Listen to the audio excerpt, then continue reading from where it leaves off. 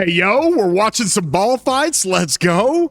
As this King's Lane keeps cooking along. Speaking of ball fights and speaking of field marches, this is going to be the video because I keep getting asked, like, Chadsky, what are the best marches in Rise of Kingdoms? Like, what are the best? Like, if you had to rank them, where would you put them at? Now that we've got Alp Arslan in the game, where does he fit in that category? You know, is Chin still the king? Going through all of that. So stick around while we go through it. We're going to tell you what the best marches in Rise of Kingdoms are. And we don't care what troop type it is. We're going to rank them in order. We're going to tell you exactly what the best is, all things considered, and all things the same. So stick around while we go through it all right now.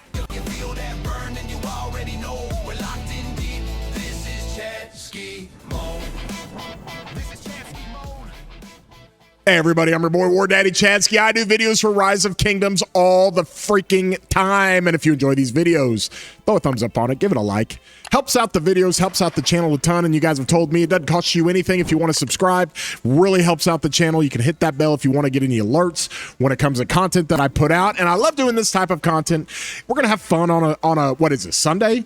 Whenever you watch this, wherever you may be, we're going to have fun ranking the best, the absolute best. I have scoured more reports. I have gone through more reports of commanders in the field and how well they perform in their trades and their kill points and all the fun things. And I can tell you definitively, because I've run everything. Okay, and now that we've got a whole lot of samples of Alp Arslan in the game, and he's about right where I said he would be, where if you're running 2 archer marches, you're definitely going to want to get him maxed because he's a good upgrade for your second archer march. Okay, not meta, not crazy. We've only got a few of those. And so from there, we want to know where we're at with the best marches in Rise of Kingdoms. So let's do it. Do we want to rank these things? And I'll go through and tell you why. Okay, first off, let me pull this thing up here. I got an S++ tier. I got an S+ tier. I got an S, an S-, and an A tier. And then I got a skill damage tier. And I'll get into that in just a few. But if we had to, now that we have Alp Arslan in the game, okay, let's go in and look at him real quick. I'll have to come back to my city. This is the 2728, and who is it? 3274, the huge 3274, the huge KVK that's going on, the King's Lane that's going on. As you can see, a ton of field fighting, and you see a whole lot of marches out here. Ooh, somebody's running this CPO with Luce. Let's go. Love that march, and we'll probably be on this list. But let's come back here and let's go through this thing. First and foremost, now that we have Alp Arslan, okay, and now that we have gone through the whole generation of the single target damage commanders, and when I say the whole generation, okay, I'm talking about Gang, who we see here. I'm talking about Sun Tzu, and I am talking about Alp Arslan. Where is Alp? These were the single target damage commanders, are the most recent field commanders they've given us in MGE. These are the next gen commanders, and this is what we're working with. So now that they're all in the game, okay, we're going to switch gears and go to the next generation, which is generation 12 or 13. I can't remember which one it is, but it will be AoE commanders, cavalry, infantry, archers. Let's go. So in the meantime, what are we looking at with Alp Arslan? What are we looking at with Sun Tzu and Gang? Well, first and foremost, guys, this is the dude. He is the dude. And when I say that, I mean, if there was ever a commander in the game that would deserve the nickname or the moniker of War Daddy, it's this dude right here. He is off the charts good. Still good. Was broken when he came out almost a year ago. Still broken. They keep throwing marches out there. They keep throwing commanders out there. And they built this guy so powerful, it just doesn't matter, bro. I mean, he's just going to get you the best reports. Combines a unique skill set of damage, DPS, AoE, tankiness, rage engine, everything. Just insane what Chin does, okay? And Chin, when it comes to ranking the best marches in the game, he is going to rank at the very, very top. We're going to put Chin with YSG or Zuge, whichever way you like to run those. I prefer YSG. Zuge's just as good. Zuge's got the debuff on his AoE active skill, which is really good, but a lot of people opt for the huge damage of just having YSG. That's your number one march. Still, Like if you don't have this, like if you're coming out of KVK2 and you're getting ready to go commander swap and you want to run SOC commanders in KVK3, Chen is your guy. Don't worry about anybody else. This is the dude right here. And so from there, if you're an end game and you're building your account, you don't have Chen yet, got to get him. You guys got to get him. He is the best March in the game, still to this day, hands down. Anybody that tells you difference does not play this game at any sort of level of competitiveness. Let's just put it that way. So that is your best March, still in June of 2026. That's what we're rolling with. And guys, I'm a Cav simp, okay? I'm not looking for excuses to glaze archers, but it is what it is. I'm not going to argue with what the truth is, and that's what Chen with YSG or Chen and Zuge is, okay? S plus tier, all right? That's going to be Sun Tzu, and I put all three in there. And here's the reason why. And those are kind of in the order of how I would do it, okay? When it comes to Sun Tzu, he has, and this is kind of the definition of a must-max commander. You can put him with anybody, and he's going to carry just about anybody. But you got to put a smite damage commander behind him, because anytime you do smite damage, he's going to do his true damage, which triggers his rage. It makes him really, really good. Well, we found out that the pairing with Sun Tzu of William Wallace is fantastic. It's fantastic because he's going to do that true damage AoE off of the damage done to the target, not the total damage in AoE that the secondary commander does, but the damage done to the target. Well, our boy William Wallace does a ton of damage to the target. So huge synergies there. So that's like a close third in the Sun Tzu pairing. And then I've got BQ and Luce pretty much splitting hairs. It doesn't matter which way you go. If you get more back and forth fighting, I like Luce a lot better. Okay, he fires off quicker. He's got more of a rage engine. If you're going to be in more of a prolonged situation where you're fighting and you're hooked up, you go with the malice stacks of BQ with Sun Tzu. It cooks. Oh my God. But it really doesn't matter which way you go about it. That is the bona fide second best March in the game. Like, you can't argue with that. Anybody who runs that stuff gets you the second best reports you're going to see behind Chen. Okay, and I should throw out a disclaimer on this, that this is all things equal, okay? This means, hey, you're either running like two special inscriptions. Okay, well then you run the 2 special inscriptions on everybody. What is it? You're running 4 special inscriptions. Okay, it's all things equal. This is at the highest level. Let's just say you have everything that you ever want on Chen with the Wedge 2.0 inscriptions. You have everything you ever want on Sun Tzu with the pincer formation. This is what you're gonna get. Okay, so all things the same when it comes to gear and armaments, these are the 2 best bona fide marches you can find. And of course, you have different variations to run them with Chen, and you got 3 different variations to run them with Sun Tzu. That's what you're gonna find, straight up. Okay, so now it gets really, really interesting, because now we start lumping some of these marches together. And the next best march you're gonna find, Gang Achilles and Arthur Achilles. Okay, I like running Gang primary. I really like the healing aspect that the Gang primary does. And so with that, that's what I like to do and what I like to run. You typically get better reports if you run Achilles primary. Okay, you're generally going to do a little bit more damage if you run Achilles primary, but you might not get the reports because you're going to be doing a little more DPS, not as much sustain. And what's weird is that we've always been trained that if any commanders heal, we always look at it as a hospital build. Like, we don't want a hospital build for healing. But Gang's healing's totally different, guys. He's totally different. His healing will heal a portion of slightly wounded troops, and then they cannot be counted as severely wounded. So his healing actually makes him even better on his trades. It's crazy. You guys ever swarm with this guy? You can swarm it to sad face, and he's going to trade positive. That's what's crazy about the dynamic and the mechanics and why this is so unique when it comes to his healing.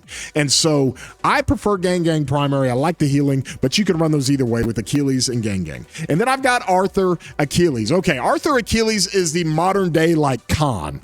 Okay, it's the modern day like commander where it's really glass cannony.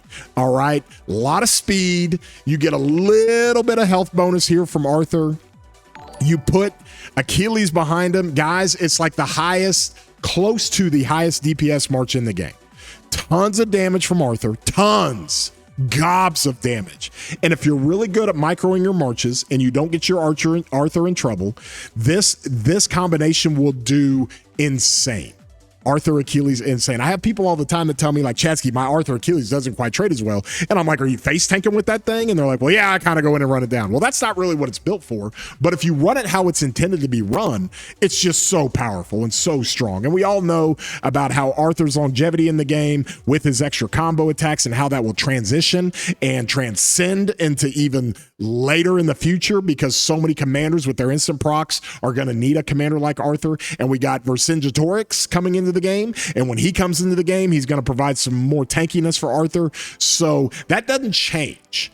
Okay, whether or not Arthur's going to last long does not change what the strongest marches are, but I would probably put, for the fact that it's a little bit more glass cannony, I would put this march behind it. Okay, and now for my third march, guys, it's kind of a toss-up for me. I could go with BQ Luce, but I've run this march, and I'm telling you, it's like the perfect march. It's an Attila with Achilles, okay? You think I'm crazy?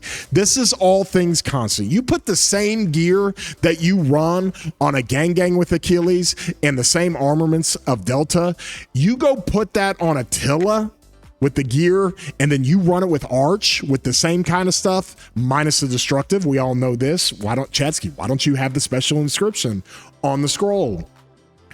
That's a bad inscription. The destructive is bad. It's counterproductive. It does not work. We do not run this. Anybody that's got any experience with the Arch formation will tell you, you don't run this. You don't want to take away your own rage. It's awful.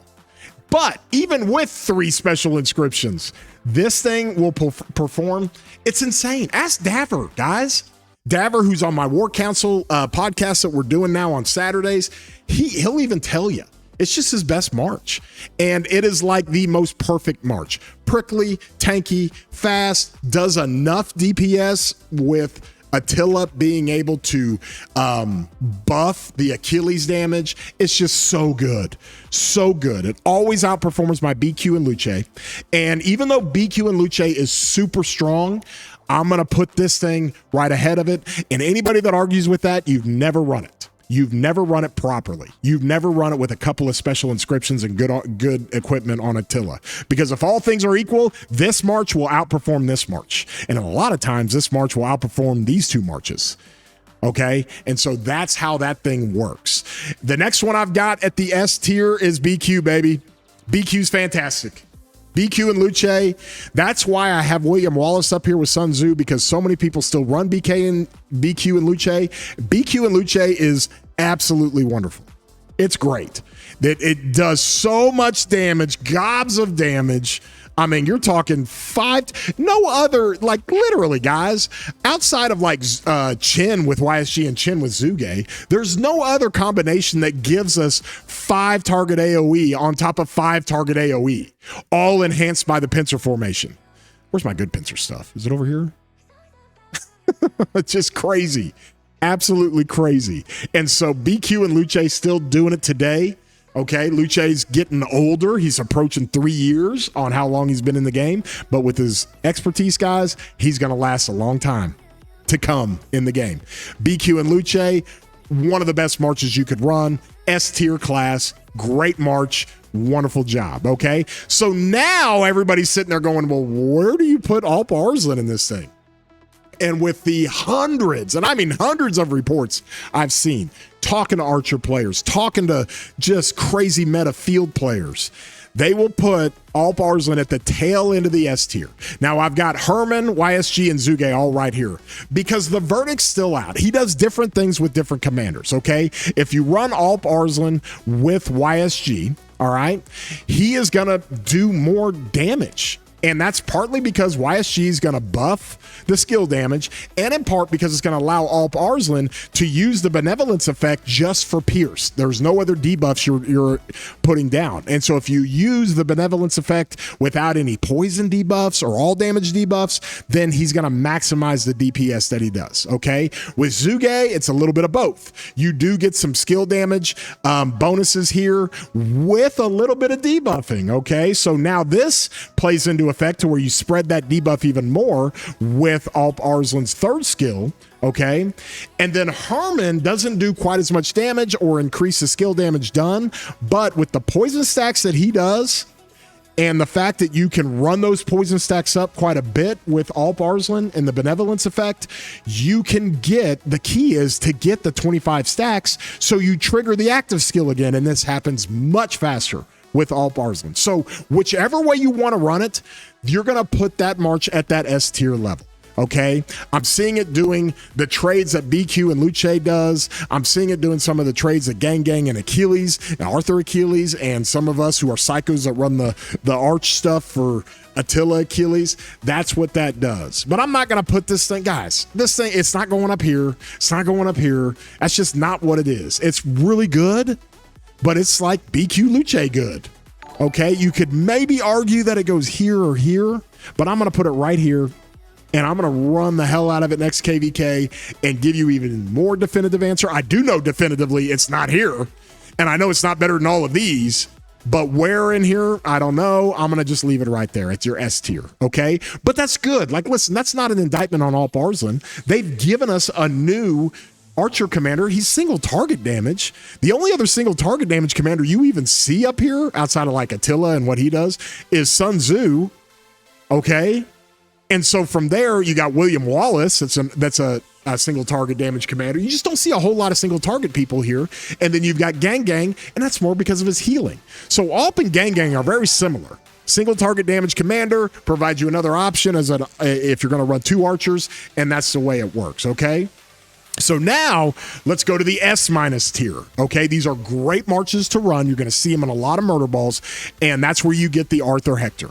Arthur Hector, fantastic. Hector, hands down, if you include the fact that he's a part of every meta garrison, Hector is the most versatile commander in the game.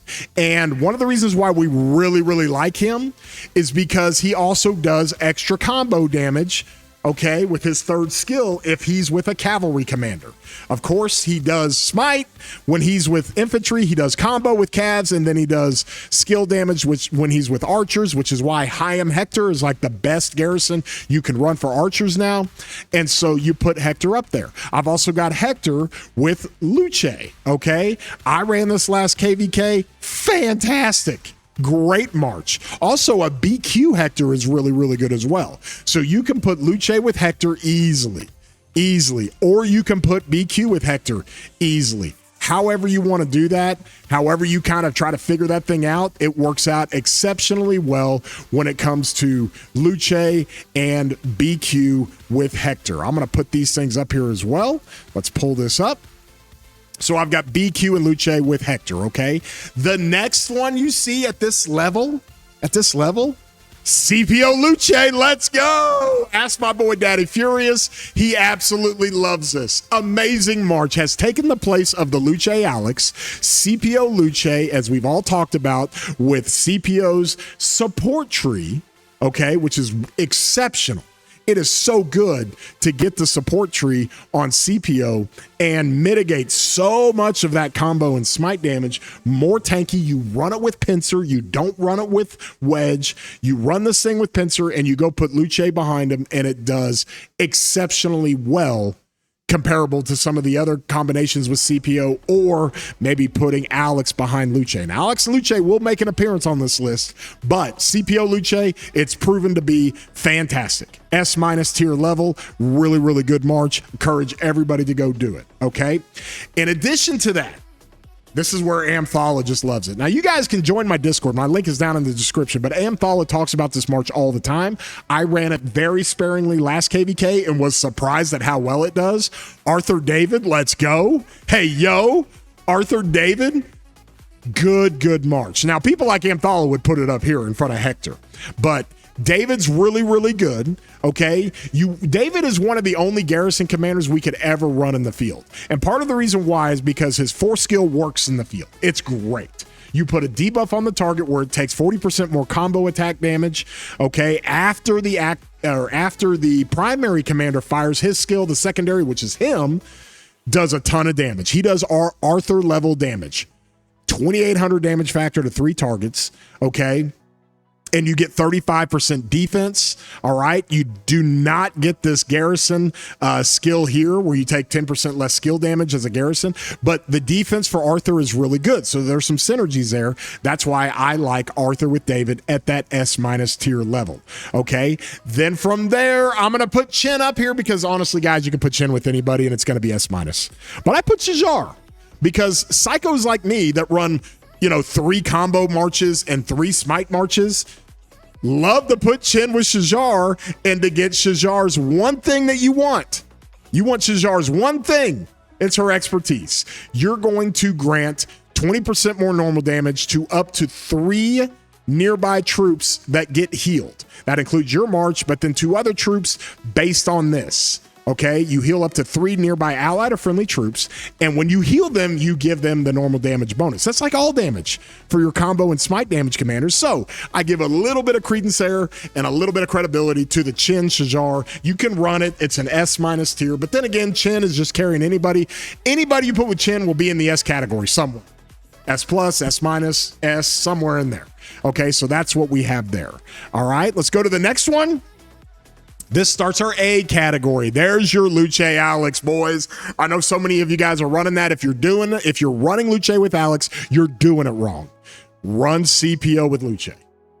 Okay, it's still okay. You can still run it. If you traded in your CPO heads during the commander swap, you can still run Luce and Alex.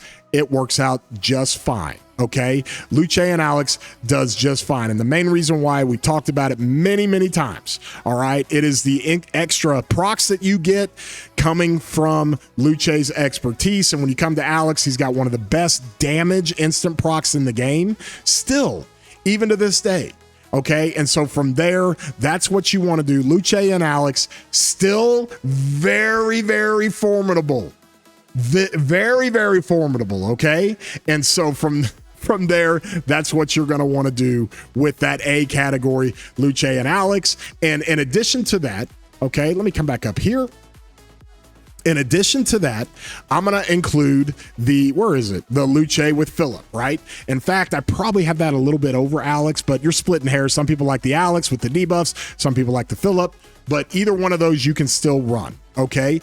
In addition to those, you're starting to see more Philip show up here. Arthur Philip, still a really good march. Still a really good march, okay? We didn't even have combo commanders back when Arthur came in the game, but when they gave us Philip, we got a march to run with it. Then Arthur William. People still love running William the Conqueror with Arthur.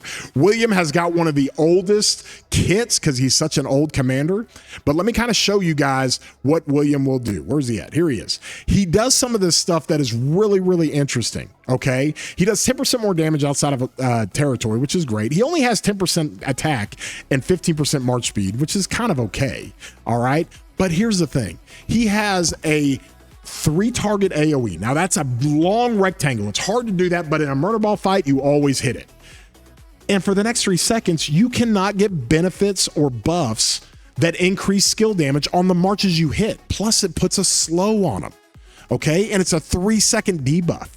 He's like the Chen counter. He counters Chen in the field because you can't put YSG behind Chen and get that 62% skill damage to apply. So he really slows down the skill damage commanders. However, when the game opted for more smite, more combo, less skill damage, then William became much, much more obsolete.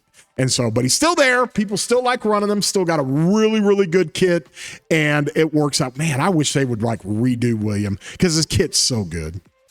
From there at the A tier, I still put Attila Philip. Love this march. You want to buff marches, guys? And I might put this march at the beginning. But if you want to buff marches with your Philip, just put him behind Attila. Here is why this march works, okay? The Attila Philip. Fast, tanky, prickly, okay? People don't want to hit it. Meanwhile, you're just sitting there doing Philip buffs nonstop. okay, it never trades negative. It always trades even or positive, okay? And the main reason why is because of the normal damage of Attila. Of course, we've talked about this many, many times. You get all the normal damage from Attila, you get the all damage from Attila, and then you put him with Philip, and for Philip's own march, he does 40% more normal damage for 2 seconds every time he fires off. And if his expertise instant procs Attila or him, you're just laying out more white numbers if people swarm you. So it's like a set it and forget it kind of march. If you got scuffed gear, like you run 3 calves, but my 3rd calf gear kind of sucks. It's got some purple gear mixed in, some epic gear mixed in with my legendary, then you can still put it on Attila Philip. It will do fine. But that thing is there to buff. That's why it's there. So I still put this in the A tier. And then also, because of Herman's support tree now, I still put Herman in the A tier with Zuge. So a lot of people, because we have archers coming into the game, right? We have archers coming into the game. Obviously, we just got archers, and we're still in the middle of the next-gen MGEs right now. Where's this at? Next-gen MGEs with Hyam. All right, so we still have another wheel for Alp Arslan, but it has been confirmed that we're going to get another KVK story. And just like we did with, just like we got the KVK story with King of All Britain, where we got Ragnar, and people forget when Ragnar came into the game, he was the best skill damage infantry commander we have. He's still the best skill damage infantry commander we have.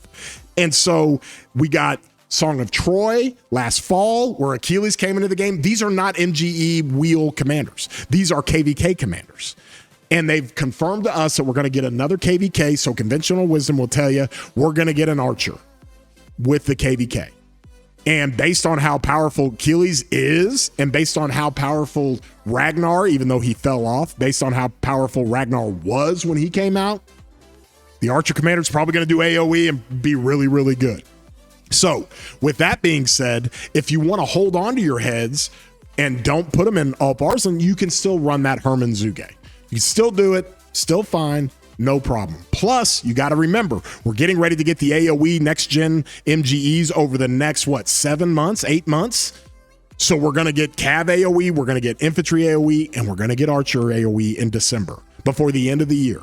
So you don't have to go max Alp Arslan. You can still run a Herman Zuge. I put that at an A tier, okay? Now we've got our skill damage marches. Okay, this is not Archer commanders. These are cavalry and infantry marches that are still skill damage. People still run these. The only reason why these are even relevant is because of Wedge 2.0. Wedge 2.0 is so powerful. So powerful. Where is I got on my Huo. I've got a set on my Huo. I ran this. Don't argue with me. I ran it on my Joan Arthur. I ran it on Huo Arthur. I ran this thing. And it actually did pretty good. All right. So if I had to rank these things, if you have all the same things, like four special inscriptions when it comes to the Wedge 2.0, I mean, this Joan Arthur could probably be up here. The Huo Arthur, I'd probably put back here. Okay. You'd maybe argue it goes up here, but that's kind of where you put that. And the Ragnar CPO, sorry, boys. I don't care if it even has 4 special inscriptions. It's going to be at the back of the line. It just is. Yeah, there's no way. There's no freaking way we're running that, okay? And so that all depends on and that's what's weird about it. It all depends on the Wedge 2.0 and what that thing is doing, okay? And so this gives you an idea of how you would rank each march. Do you like it? Do you not like it? Do you guys disagree with me? Love the comments. Love to get down in my comments. Give me your comments. We'll talk all about it. Okay, let me shrink this up just a little bit here. This is what we've got. Okay, Chen at the top, easy. Sun Tzu right next to him. Okay, but that is distinguished that Chen's at the top, and it's also distinguished that Sun Tzu carries the second best march. Then from there, you got some marches that are all pretty even, just depending on your play style and how you like it. And then you've got an S- tier below that. These are all really good marches. You're going to see in the field all the time. If you're running 5, 6, or 7 marches, you got to run some of these things here to make them work. Okay. And so from there, A tier, same thing. You're going to see a bunch of Phillips. This is kind of the Phillip category. Okay. And so that's what you got at A tier. All of these marches are good. If you're in the end game and you're running 5, 6, or 7 marches, these are all really, really good. If you're running 3 or 4 marches, you want to stick to this stuff up here. You want to stick to this stuff, okay? Even Attila with Achilles.